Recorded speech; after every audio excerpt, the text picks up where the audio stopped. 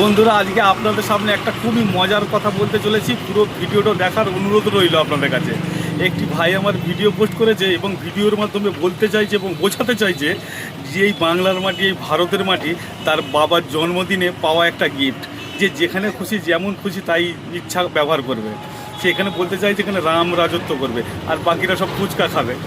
আমি যারা এই মানসিকতা রাখে সেই সব সকল ভাই বোনেদের সবাইকে উদ্দেশ্যে বলছি, ভালো করে তোদেরকে বলেছিলাম ভালো করে শোন, যে তোরা একটু পড়াশোনা কর। কারণ পড়াশোনা শুধু মানুষকে পথ দেখায় না, বুদ্ধি কাজে লাগাতেও শেখায়। কারণ এই দেশ, এই রাজ্য চলে সংবিধানের আইনে। এখানে হিন্দু, মুসলিম, বৌদ্ধ, জৈন, খ্রিস্টান, শিখ ও সাই একসাথে মিলেমিশে ছিল, এখনও আছে এবং কিয়ামত পর্যন্ত থাকবে। এখানে রামের রাজত্বও চলবে, এখানে রহিমের রাজত্বও চলবে। এই সংবিধান কারোর বাবার দেওয়া দলিল নয় যে যেখানে যার খুশি নামে ইচ্ছা রেজিস্টার করে দেবে। একটা কথা বলে রাখি, শোন, মানুষের সাথে ভালো ব্যবহার কর, ভালো সম্পর্ক রাখার চেষ্টা কর, একে অপরের সাথে মিলেমিশে থাকার চেষ্টা কর। কারণ ভালোবাসার থেকে দুনিয়ার কিছু নাই। এই যে ভালোবাসা যে বুঝতে পারবে তার দুনিয়া এবং আখেরাত দুটোই সুন্দর হবে। আর যদি না ভালোবাসার কথা বুঝিস, তাহলে তোদেরকে একটা কথা বলে রাখি, মন দিয়ে শোন।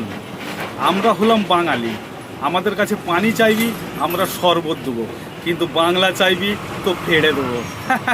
সবাই ভালো থাকবেন, সুস্থ থাকবেন, খোদা হাফেজ।